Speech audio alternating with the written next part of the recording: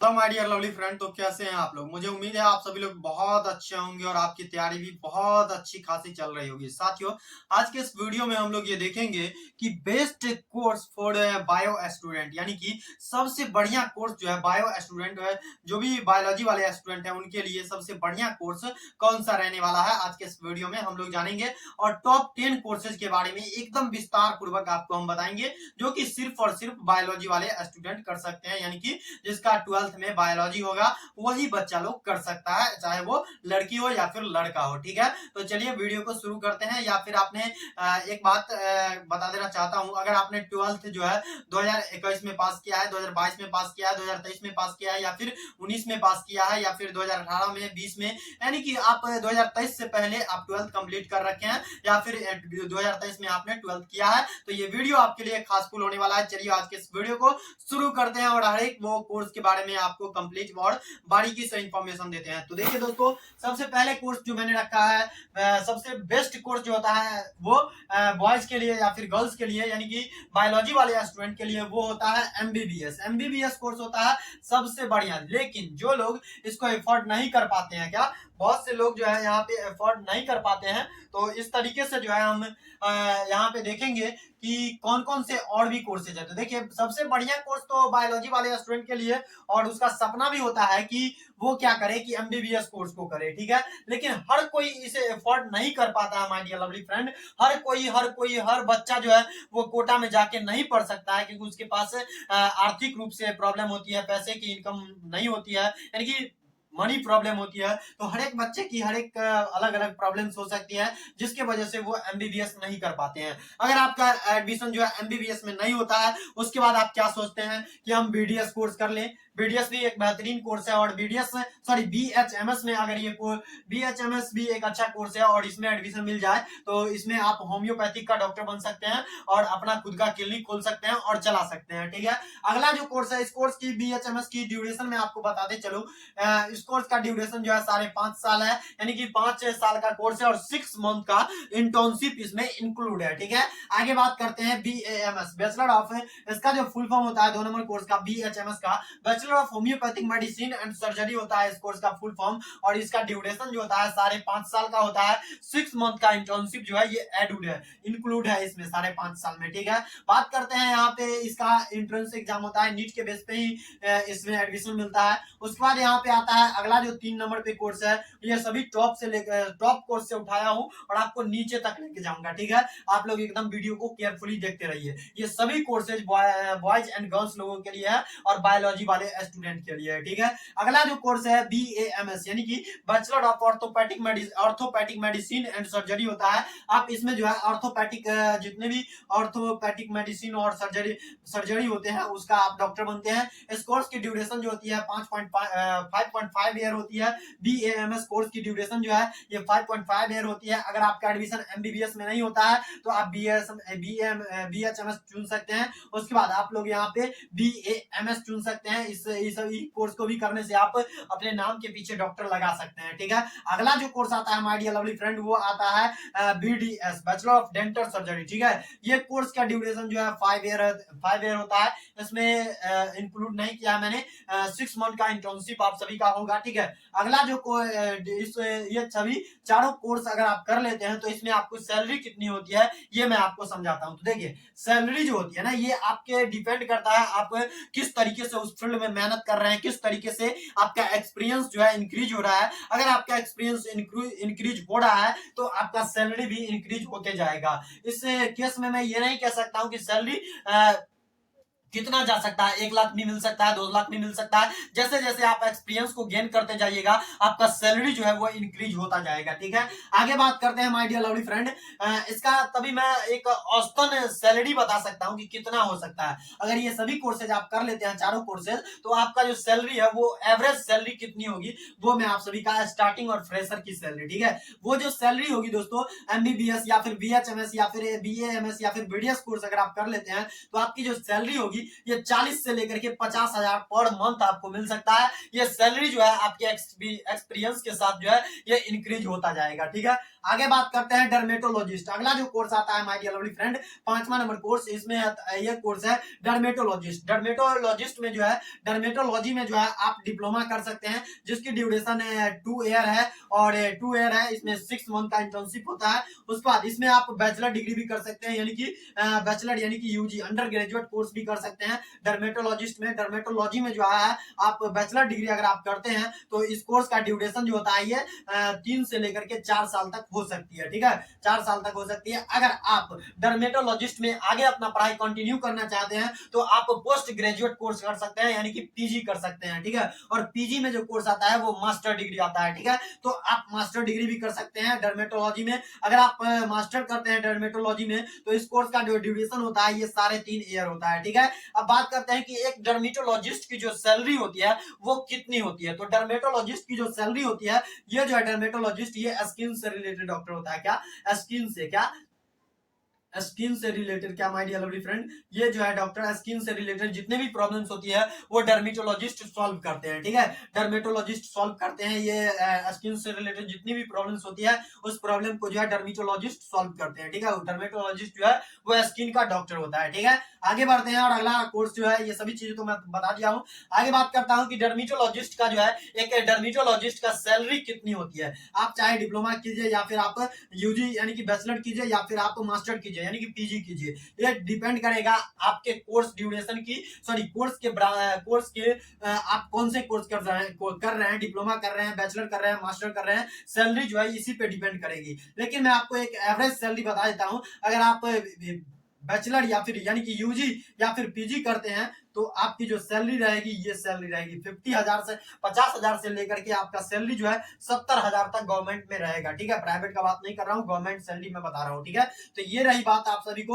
अगर आप डिप्लोमा करते हैं तो इसमें भी आप 30 प्लस ही कमाएंगे, 30 के प्लस ही आप कमाएंगे अगर गवर्नमेंट जॉब हो जाती है तो, और गवर्नमेंट हो ही जाता है। ठीक है, डॉक्टर को। तो यहाँ पे आगे जो बात करते हैं, अगला जो कोर्स है 6 नंबर पे जिस कोर्स को मैंने रखा है वो है रेडियोलॉजी। रेडियोलॉजी क्या होता है, जैसे आप डॉक्टर के पास जाते हैं, आप एमबीबीएस या फिर एमबीबीएस वाले या फिर बीडीएस वाले के पास जाइएगा डॉक्टर के पास, तो वो जो है आपको कुछ टेस्ट को लिख के देंगे। जिस टेस्ट को परफॉर्म करते हैं वो टेस्ट, जैसे कि आपके अंदरूनी शरीर टूट गया, हड्डी टूट गया, तो हड्डी के अंदर, स्किन के अंदर हड्डी को किस तरीके से देखा जा सकता है, तो वो रेडियोलॉजी जो है एक्सरे करने का काम करता है, एमआरआई करने का काम करता है। ये सभी चेक है और ये एक टेस्ट है जिस टेस्ट की मदद से डॉक्टर्स को ये पता चल पाता है कि अंदर में जो है, शरीर के अंदर में कौन सा डिजीज है, कौन सा हड्डी क्रैक है, क्या है, किस तरीके से है, ये इस रेडियोलॉजी में आता है। तो देखिए रेडियोलॉजी में जो है कौन कौन से कोर्सेज आते हैं, तो देखिए रेडियोलॉजी में जो आते हैं ये आप एक्सरे टेक्नीशियन कोर्स कर सकते हैं।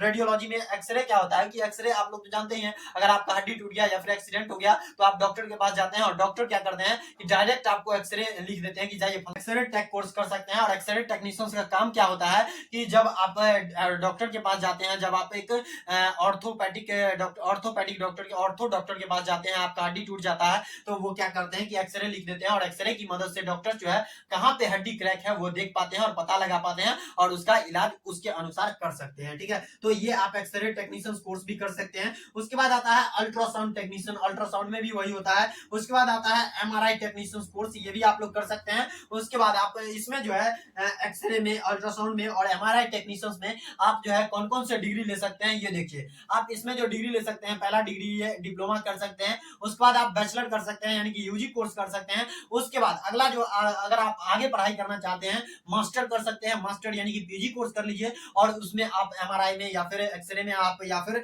अल्ट्रासाउंड में अगर आप मास्टर कर लेते हैं तो आप जो है आपकी सैलरी जो है काफी अच्छी खासी होती है। लेकिन मैं आप सभी को एक औसतन सैलरी, ये तीनों की सैलरी, चाहे आप डिप्लोमा करते हैं, चाहे आप यूजी करते हैं, चाहे आप पीजी करते हैं, ये सभी का औसतन सैलरी मैं आप सभी को बता सकता हूं। तो सैलरी जो मैं एक एवरेज सैलरी बताता हूं, ये सैलरी कोई फिक्स नहीं है, जैसे जैसे आप एक्सपीरियंस गेन करते जाइएगा आपका सैलरी जो है वो इंक्रीज होता जाएगा। ठीक है, तो आपका मैं एवरेज सैलरी बता देता हूं। रेडियोलॉजी का जो एक एवरेज सैलरी होती है वो 25,000 से लेकर के 50,000 तक आपकी सैलरी जो है एवरेज सैलरी हो सकती है। ये चीज को आप लोग गांठ बांध लीजिए। ठीक है, अगला जो कोर्स आता है दोस्तों, ये नर्सिंग का प्रोग्राम आता है। क्या नर्सिंग प्रोग्राम, क्या नर्सिंग ग्राम आता है, क्या नर्सिंग प्रोग्राम आता है। और ये नर्सिंग प्रोग्राम जो है, नर्सिंग का 3 कोर्स अवेलेबल है और तीनों कोर्स 4 गो कोर्स अवेलेबल है, सॉरी 4 गो कोर्स अवेलेबल है और चारों कोर्स के बारे में हम आपको बता रहे हैं। सबसे पहला जो कोर्स आता है एएनएम कोर्स आता है, जिस कोर्स का ड्यूरेशन जो है ये 2 ईयर होता है, ठीक है। उसके बाद ये जो है अगला आता है जीएनएम कोर्स, जीएनएम कोर्स आता है।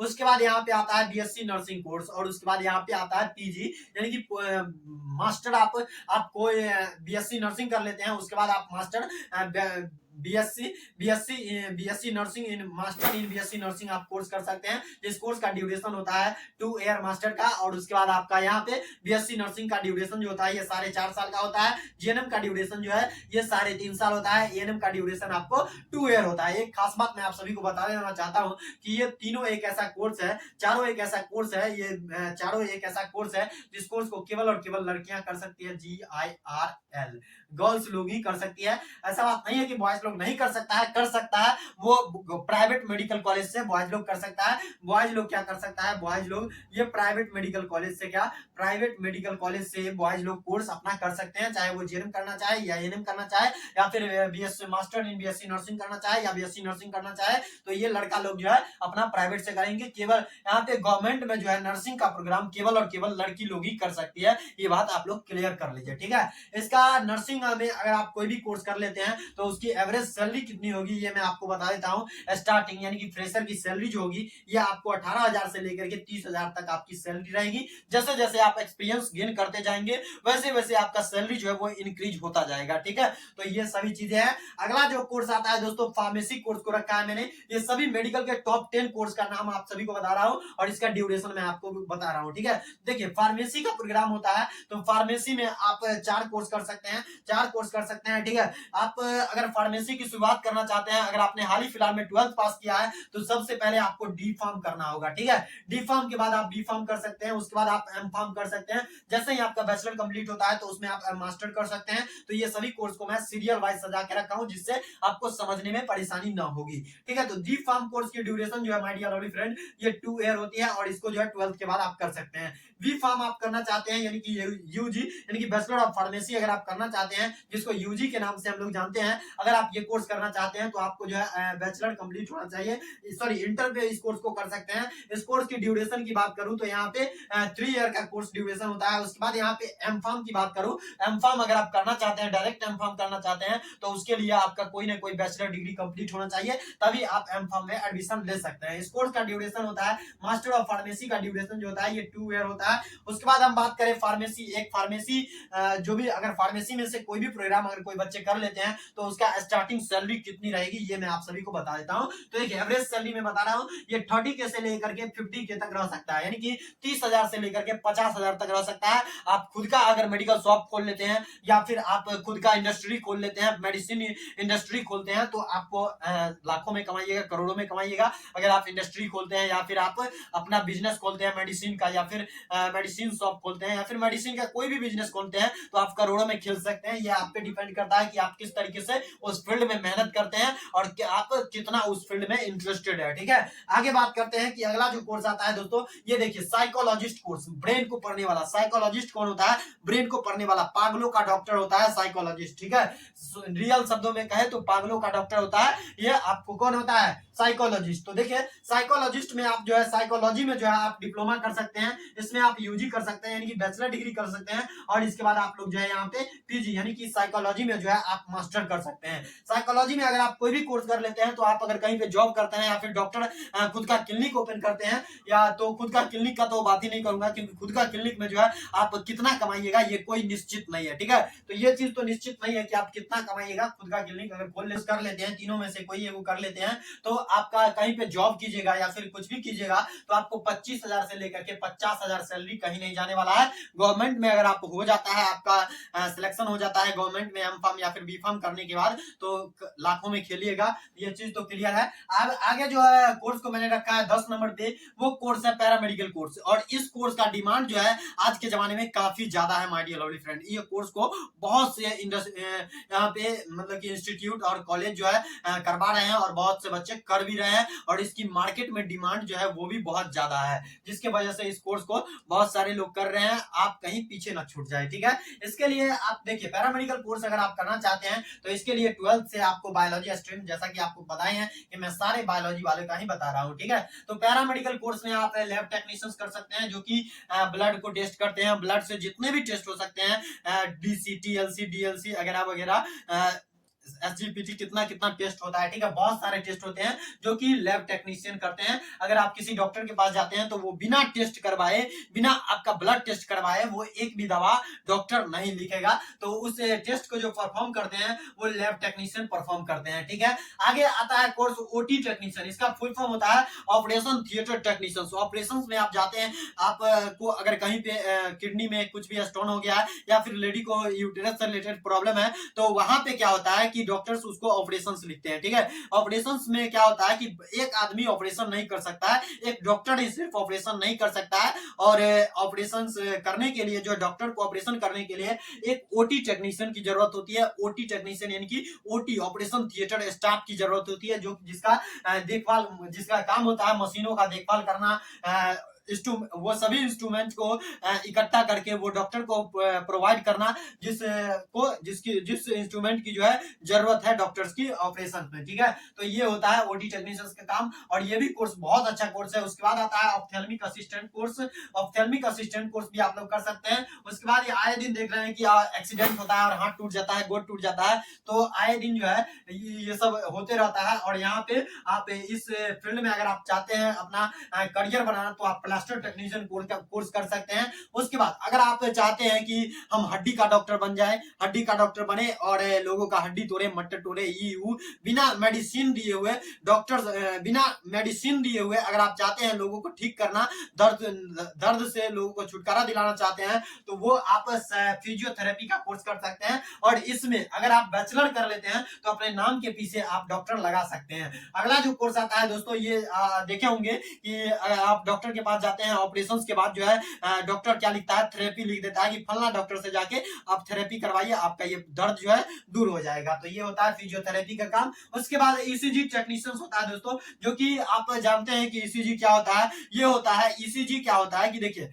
ईसीजी क्या होता है, हार्ट से रिलेटेड जितने भी प्रॉब्लम्स होती है ना, हार्ट से रिलेटेड जितनी भी प्रॉब्लम्स होती है वो सभी का उस सभी को जांच करना, हार्ट से रिलेटेड जितने भी प्रॉब्लम है वो सभी को जांच करना किसका काम होता है, तो ईसीजी टेक्नीशियंस का काम होता है। इसका फुल फॉर्म दोगो होता है, इलेक्ट्रोकार्डियोग्राफ होता है और इलेक्ट्रोकार्डियोग्राम होता है। इसका फुल फॉर्म दोगो होता है, इसलिए आप लोग कंफ्यूज मत होइएगा, ईसीजी टेक्नीशियन से कीजिएगा। उसके बाद एनेस्थीसिया टेक्नीशियन, आप जानते हैं कि जब ऑपरेशन होता है ओटी में, अगर आप किसी पेशेंट का ऑपरेशन हो रहा है तो उसको जो है मताना बहुत जरूरी होता है, उसको बेहोश करना बहुत जरूरी होता है। हम लोग जिंदा में ही उसको बेहोश नहीं कर सकते हैं, उसको मारना बहुत जरूरी होता है, यानी कि उसको ड्रग्स दिया जाता है। और ड्रग्स जो है एनेस्थीसिया यानी कि एनेस्थीसिया बोलते हैं। और एनेस्थीसिया जो है पेशेंट को उस टाइम दिया जाता है, यानी कि कोई ना कोई ड्रग दिया जाता है, मेथाडोन, ब्राउन शुगर कम मात्रा में दिया जाता है, जिसकी वजह से पेशेंट मर जाता है, यानी कि बेहोश हो जाता है और उसका ऑपरेशन जो है चीर-फाड़ करके कर दिया जाता है। तो यहाँ पे एनेस्थीसिया कितना देना है पेशेंट को,